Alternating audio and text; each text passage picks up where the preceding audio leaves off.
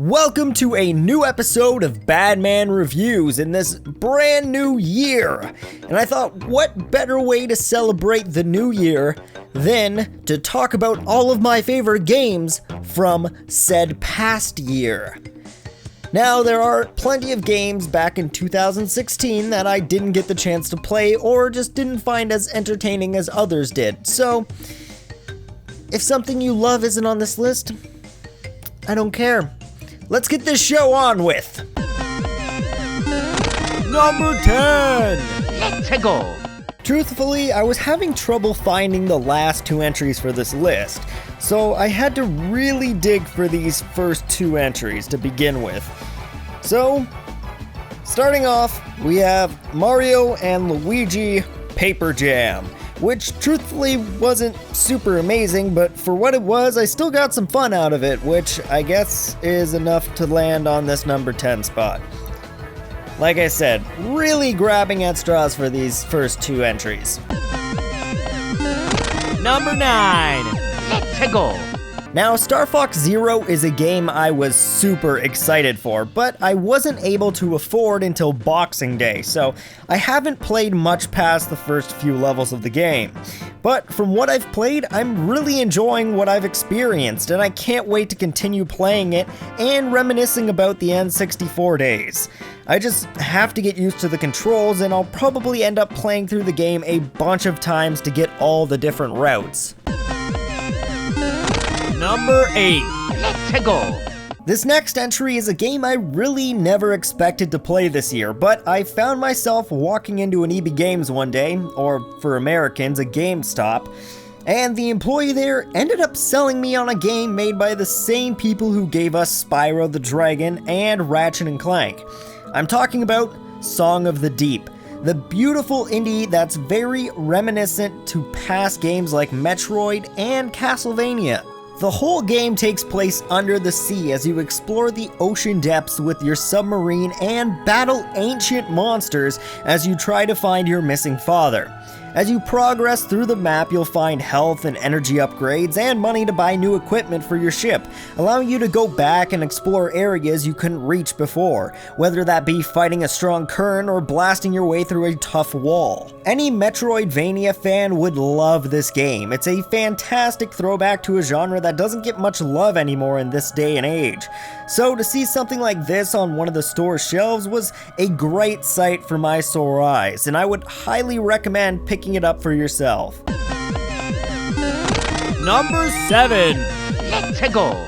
For those of you who know me just a little, you know I had a huge competitive run during the Gears of War 2 scene, playing with many pro teams like NBN The Business, The Amazins, and The Insanes, just to mention a few. So when I heard about the announcement for Gears of War 4, I was intrigued to say the least, but mostly worried. The series had a great end and I wasn't sure how they would keep it growing. Thankfully though, Gears of War 4 is one of my favorite games in the series. It did some great things story-wise and opened up a new trilogy with some great ideas and questions that I can't wait to be answered. Horde mode has also been updated in a lot of awesome ways, allowing you to set your bases anywhere you want on the map and upgrade your defenses that you can also place anywhere you wish. The biggest thing though is the multiplayer. It has that perfect mix of control and Nasher battles. It's my favorite multiplayer of all of the Gears of War personally, and I know some people would burn me at the stake for saying that, but I really enjoyed everything about Gears 4, and that's why I dropped this baby at number 7. Number 6. Let's go. Yet another game on this list I didn't expect to be playing, never mind have it on this list, and that is Dragon Quest Builders. I ended up receiving a review copy for my PS4 and eventually decided to try it, and I was extremely surprised at what I received, which was basically everything I wanted Minecraft to be. An adventure game where you level up from building and exploring, learning how to build new structures and getting certain perks from making specific buildings. For example, building a forge will make your citizens come in and build stuff for you. Or if you make a kitchen, they'll cook food. Or if you have a dressing room, they'll change between regular casual clothes and combat-ready armor and swords. On top of that, I love the aspect of exploring huge areas to help grow my city, and I finished the first chapter of the game and have moved on to the next city I need to build, and rescued, so I can't wait to play some more of this game when I have the time. Number 5. Let's go. The Last Guardian would truthfully be much higher on this list, but I just got it for Christmas and just started playing it. So far, I am loving the beautiful atmosphere the game brings, and all the puzzles so far are really interesting, with the addition of using the Guardian to move around the map and defeat enemies. I really can't wait to finish this game and see where it goes in the end.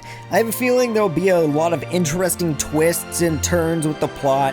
I'm happy to see Team Ico is back in the game, and I really hope I don't have to wait another 15 years to see a new game from them. Number 4. Let's go. Fury is a game my friend Jolly Goat kept telling me was amazing, and when I finally got my PS4, I noticed my brother owned it through family sharing, so I started playing it, and I have to say it is one amazing game. For those of you who don't know, Fury is a boss game, kind of like Shadow of the Colossus, where you only encounter and fight boss-like characters, separated by brief points of story and segues. It's a genre that isn't touched upon all too much, but I myself always love to get into, especially with Shadow of the Colossus being one of my favorite games of all time, right up there with Halo 3 and Majora's Mask. Fury has a very distinctive feel to itself though, which really sets itself apart from most boss-only games. Where most like to take the giant Colossus monster idea route, this game has you fight other people the same weight and size as you. Each of these characters have their own personalities, motives, music, and fighting style that makes every fight more different than the last. And this is one brutal and tough game. You'll find yourself dying and refighting bosses over and over again until you learn their patterns. Each boss has different phases, which are displayed by the tiny squares under their health. Once you deplete their health, it will fill back up and continue on to the next phase. It's a brilliant idea, and I got tons of enjoyment out of this little game this year. So for those of you who haven't heard of Fury, I would highly recommend going out and grabbing a copy, since it's on all systems now and isn't too high of a price either. Number 3. Let's go. Now, I don't know if this counts as cheating since it's technically 2 games, but number 3 is Call of Duty Infinite Warfare Legacy Edition. And I know a lot of people will be surprised by this placement, but just give me a bit to explain myself and you may understand a bit more. The biggest thing has to be zombies. Me and my girlfriend have been playing the new zombies for Call of Duty Infinite Warfare a lot. Now, I'm talking a total of probably around 120 hours of just zombies as the time of me writing this. Together we have found all the stickers, ray gun secrets, and I myself have completed the main Easter egg of the map, which was a huge amount of fun. It's the most fun I've had in a co-op experience in a long time, and I plan to keep playing it more, and I'm super excited for the next map, Rave in the Redwoods, to come out. Until that point though, there is still tons for me to enjoy in this game, including the campaign, which is so far really awesome. There's huge space battles and space stations where you can shoot out windows and suck people into space, and then there's also giant dogfights in actual spaceships. The campaign is probably the best Call of Duty campaign in a long time.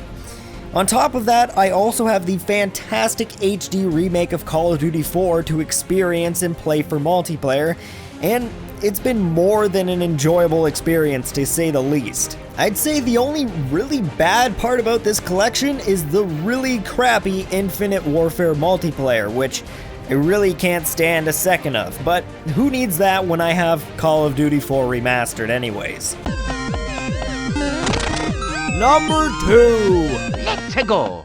I never really found myself for much of a Final Fantasy player until I took a step back and looked at it for a second and realized I've played Final Fantasy 1, 6, 7, 8, 10, and 13.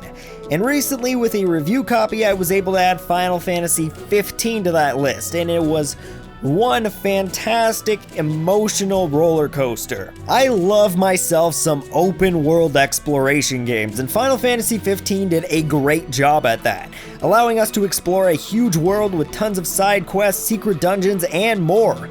Truthfully, it's not quite as fantastic as Xenoblade Chronicles X, but it was still a great game. I think my favorite part though was all the photos that Prompto kept taking. It allowed me to look back at all the memories I had through my journey and share them with all my friends online. Overall though, I love the combat style of Final Fantasy XV, and I really hope they keep it going like this for the next few games. We'll have to wait and see. It's me, number 1. Let's go. My favorite game of the year, though, has to go to Dark Souls 3, which also has about 120 hours played so far.